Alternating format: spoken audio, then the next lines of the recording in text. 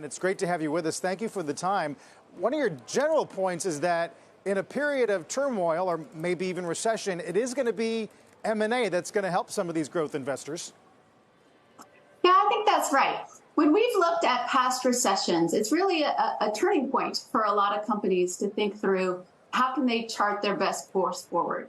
So companies that can think about these downturns as opportunities and act quickly often end up on a very accelerated path coming out. So if we think of the great financial crisis, companies that either did very smart M&A or refocused their investments and kind of doubled down on their core business, came out with growth rates 5 to 10 times faster than some of their competitors who did not.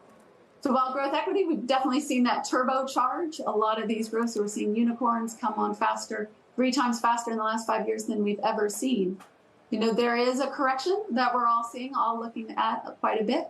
But a lot of the fundamentals around technology innovation and business model innovation that were fueling a lot of that still exist and are worthy of investment. Right. If all that's true, though, why is it that a lot of at least the big deals that have been announced in the last quarter or two, I'm thinking maybe an Activision or certainly ARM or maybe even Figma with Adobe, there are doubts about them closing or getting approved? Isn't regulation and resistance to large-scale tech M&A going to be a headwind?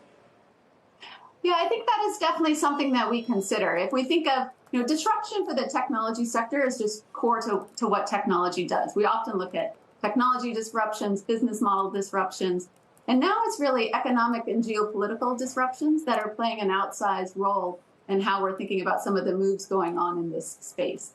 Obviously, one of the trickiest parts about doing M&A in times of turbulence is understanding what's the right valuation and thinking about what is a company worth when valuations are moving around. And now we add on to that regulation, both from a China perspective, a U.S. perspective, in Europe. So it gives companies a lot to think about when they're thinking about what are the right moves to make. But the companies that do this well, I think, can front load a lot of those questions by really beefing up their M&A playbooks that they use internally and thinking about the diligence they run around what is really best for the customers, what moves are they going to make, because that regulation piece, we've seen it block a lot of deals over the past 12 months. And it's John. Good morning. I think it's so interesting in this market. Unlike a decade ago, we got a number of growing tech stocks with market caps under $5 billion. And not exactly small cap, but kind of. And the complaint used to be, public investors are missing out on potential growth. Companies are coming public when they're already mature. But now that there's market turbulence, people are saying, stay away from unprofitable tech. How do you view the potential opportunity in these smaller stocks, some of which are going to grow and be quite successful, that a number of investors in this market are scared of? Yeah. So if we think about technology, technology companies really have always grown off of technology innovation and revenue growth. Revenue growth has been just so key and continues to be so key for anything in the technology segment.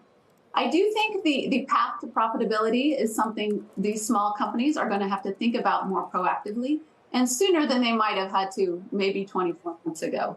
So not only is revenue important, but looking at your unit level economics and that path to profitability, I think that pressure for profitability is getting pulled sooner into technology companies. And it's something that we see a lot of the companies looking at, and the winners will do it well. They'll look at not only where should they be making their investments, maybe there's certain areas they should take investment out of, but then refocusing that investment on the most critical projects and their most critical products that they think will grow. Because at the end of the day, tech companies that can scale quickly and build on those platform economics will be the winners.